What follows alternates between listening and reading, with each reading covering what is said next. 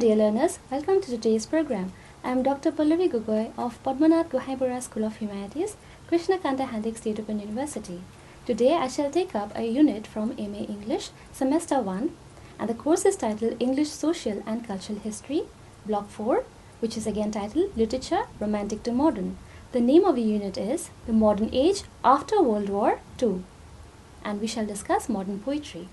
Starting with a table of contents, first I shall begin with learning objectives, followed by a little discussion on modern poetry, which will mainly highlight aspects of modern poetry, that is. And also we shall come to questions to check your progress, followed by the references. Learning objectives.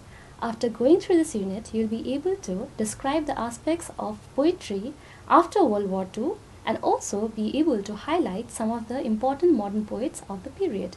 Modern poetry. The period of the war produced much poetry in the form of anthologies, such as Poems from the Forces, published in around 1942 or 1943 and edited by Kittredge Rice.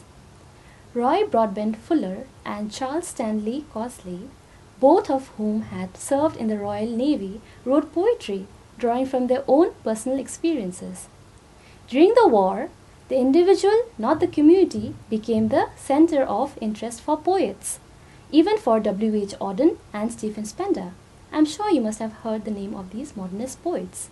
This new attitude was evident in the apocalyptic movement led by J.F. Henry, Henry Treece, and J.S. Fraser. You must remember these names, whose poetry appeared in 3 anthologies I had compiled, and they are namely The New Apocalypse, published in 1940, The White Horseman, published in 1941, The Crown and the Sickle, published in 1945.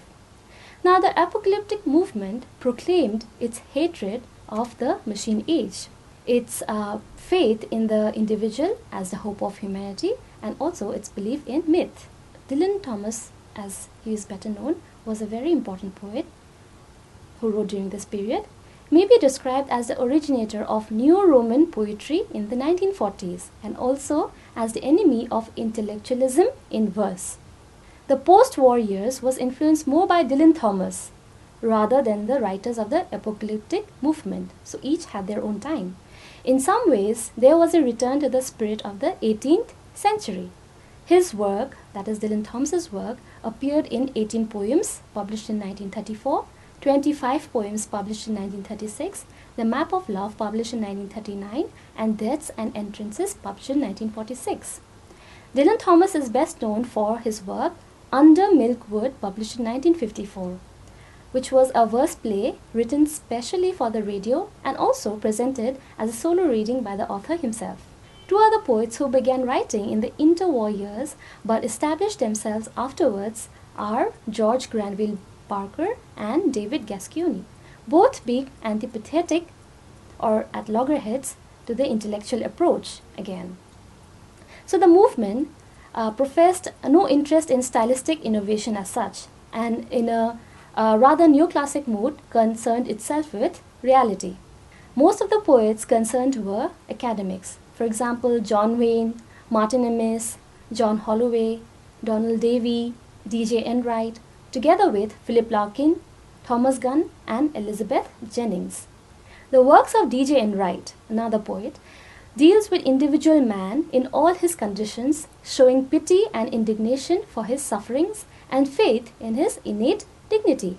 Again, Robert Conquest's poetry is devoted more to a view of landscape with man as an integral part. So this is what these poets reflected in their works. Donald Alfred Davy, primarily concerned with the use of language, which in his early poems was extremely difficult and with a style characterized by a sense of poise and grace. Poets like John Wayne reflected more dignity in their verses. Thomas William Gunn, also known as Thom Gunn, again another important poet, wrote of the multitudinous form of energy which characterize our cities, and also Thomas Gunn wrote of self-destructive violence. Perhaps Ted Hughes was more influential as a post-war poet, and he had the unique gift for describing the natural Yorkshire landscape, animals and birds.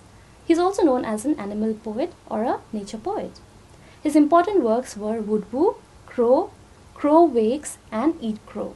Again, in the work of Philip Larkin, there was a sense of loss, beauty, departure, and the changing qualities of English life.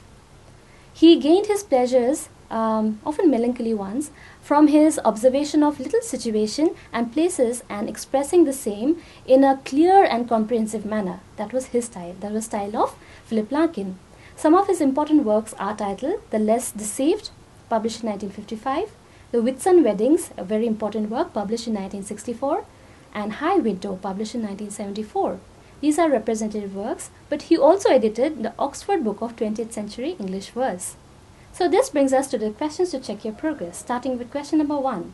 What did the apocalyptic movement proclaim? Question number 2. Who can be described as the originator of New Roman poetry in the 1940s? Question number 3. Who were some of the writers associated with the movement? Question number 4. What did Philip Larkin highlight in his poetry? Question number 5. Name some of the important works by the modernist poet Philip Larkin. Here are the references. You are requested to go through the MA English first semester SLM, that is a self-learning material, so that you can get an idea in details, in a detailed manner. Here in the video we have provided only the highlights. Thank you, dear learner.